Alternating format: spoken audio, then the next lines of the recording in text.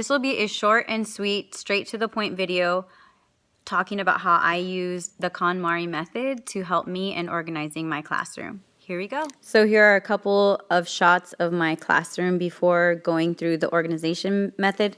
As you can see, there's stuff everywhere, all kinds of categories. Normally when we clean by area, starting in one area of a room and moving all the way through it, or we go from room to room.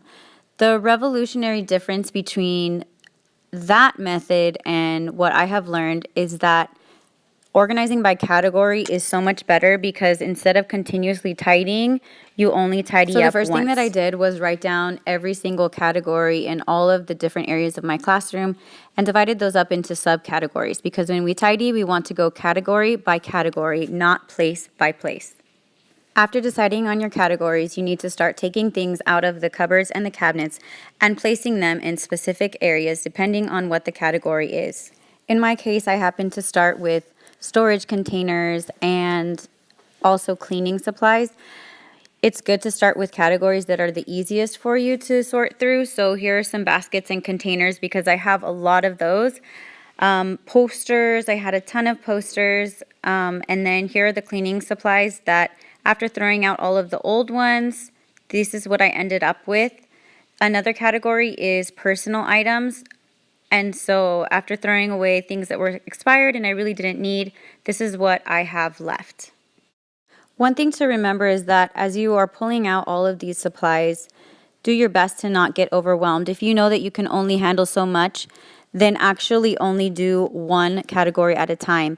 I did organize one category at a time, but I also emptied all of my cabinets and put them into categories. So as I was pulling them out, I was putting them with, say, school supplies, writing utensils, papers, books, posters, etc.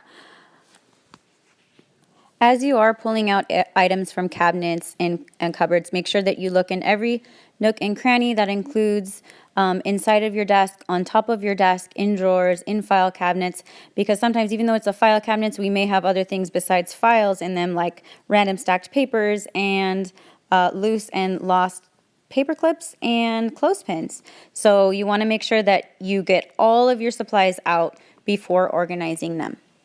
Also, during this video, keep in mind that I have an entire day dedicated just to this with no interruptions. I also have a second day, which will be coming up soon. So I finished organizing and sorting into categories on the first day, and then we will go ahead and move into day 2. So day 2, I was able to make some progress, as you can see in the cabinets, but also when you're in the middle of organizing, try not to get too discouraged. I know sometimes I'll be working and then I look up and think, did someone just come in here and dump a bunch of trash? But it's because I may get distracted going from one job to another job. And so really staying focused will be super helpful.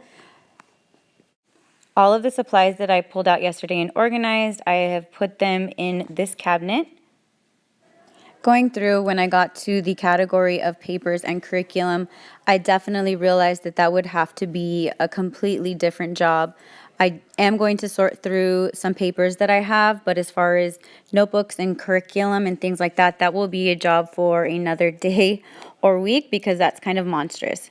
So I put all of the papers into a pile and I'm just sorting through based on which level it is. I teach a couple of different classes.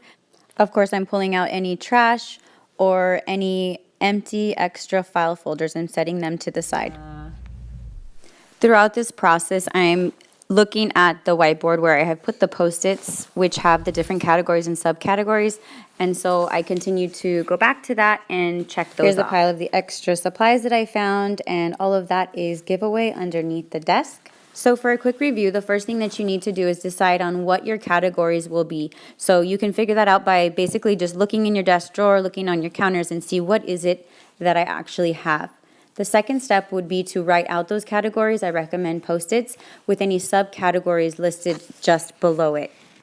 The third thing that you want to do is go ahead and put those categories in order of the easiest to the most difficult and time-consuming. So in other words, you don't want to start with looking at student mementos because you may get distracted. Once you do decide on that, you need to pull out every single thing in that category so you can actually lay it out and see just how much of something that you have. You will be amazed.